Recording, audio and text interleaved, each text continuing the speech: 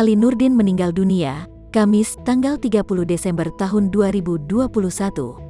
Kabar duka meninggal Ali Nurdin ini dibagikan pelawak dan politisi Eko Patrio melalui akun media sosialnya.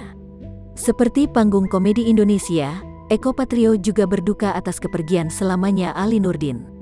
Kami turut berduka cita atas wafatnya seniman, pelawak nasional H. Ali Nurdin, Kamis tanggal 30 Desember tahun 2021.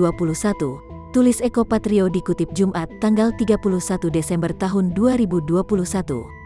Eko Patrio mengenang mendiang Ali Nurdin sebagai guru di panggung komedi tanah air. Mendiang Ali Nurdin diketahui sebagai pendiri grup lawak Doyok.